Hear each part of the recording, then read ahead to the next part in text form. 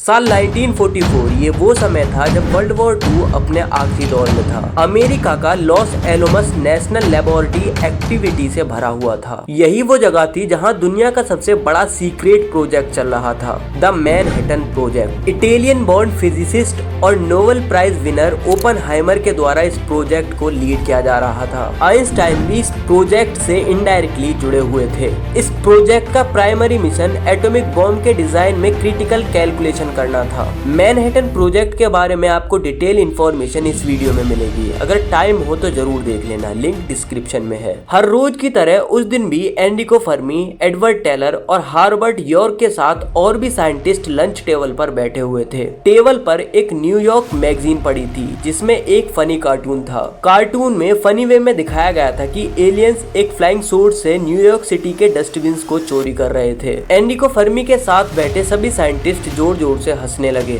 लेकिन अचानक से एनरिको फर्मी ने सीरियस टोन में पूछा, you know where is everybody? बाकी साइंटिस्ट हंस पड़े, लेकिन एनरिको फर्मी इस बात को लेकर सीरियस थे। उन्होंने कहा, हमारी मिल्की वे गैलेक्सी में बिलियंस ऑफ स्टार्स हैं। उन स्टार्स में से लाखों स्टार्स के पास अर्थ लाइक प्लैनेट्स होंगे और उन्हें इवॉल्व होने के लिए अरबों सालों का टाइम मिल चुका है। अगर यूनिवर्स में कोई सिविलाइजेशन एग्जिस्ट करती होगी तो वो पहले से ही गैलेक्सी को कॉलोनाइज कर चुकी होगी। उनके अकॉर्डिंग स्पेस ट्रेवल मुश्किल है, लेकिन अरबों सालों में इम्पॉसिबल नहीं है। इसके जवाब में एडवर्ड टेलर कहते हैं, maybe interstellar travel is too hard. सभी साइंटिस्ट लंच करके अपने अपने काम पर लौट जाते हैं, पर ये सवाल आज तक स्पेस मिस्ट्री में सबसे ज्यादा पूछे जाने वाला सवाल है।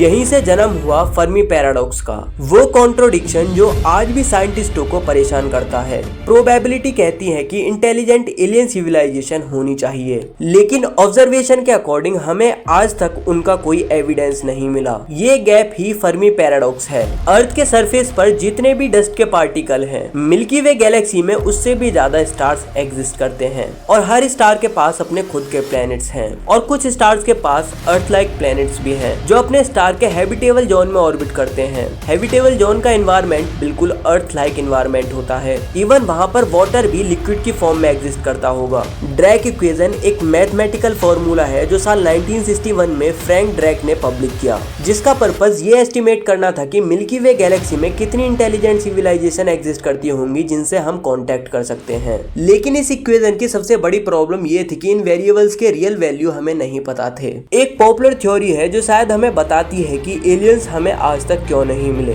The dark forest theory. Dark forest theory एक साइंस फिक्शन से इंस्पायर्ड आइडिया है जो फर्मी पैराडॉक्स का एक पॉसिबल जवाब हो सकता है।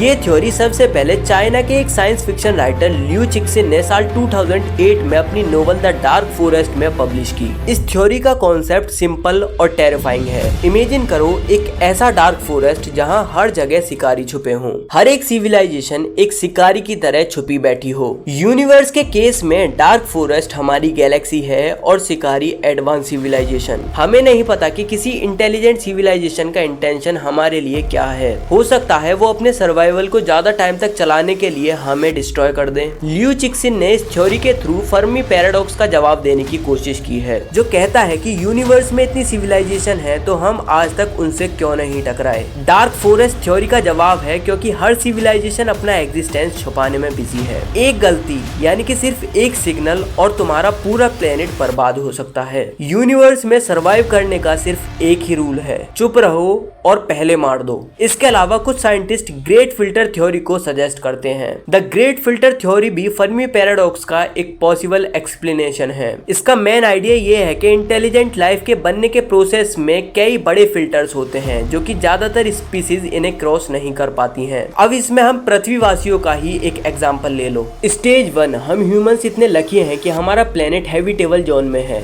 जहां पर लाइफ की सभी पॉसिबिलिटी पहले से ही मौजूद थी, जिस वजह से पृथ्वी पर लाइफ एग्जिस्टेंस में आई। सेकंड स्टेज, सिंपल सेल से कॉम्प्लेक्स सेल्स में कन्वर्ट होना। Third stage, multi cellular life का इवॉल्व होना। फोर्थ स्टेज, इंटेलिजेंट ब्रेन का इवॉल्व होना। फिफ्थ स्टेज, एडवांस टेक्नोलॉजी का डेवलप होना। स्पेस में कम्युनिकेशन और मैसेज को भेजना, जो कि हम ह्यूमन सिविलाइजेशन ने वॉयेजर 1, वॉयेजर 2 और न्यू होराइजन जैसे इंटरस्टेलर स्पेस क्राफ्ट को भेजकर ये स्टेज क्रॉस कर ली है। हो सकता है कोई सिविलाइजेशन इन स्टेज को पार ना कर पाई हो।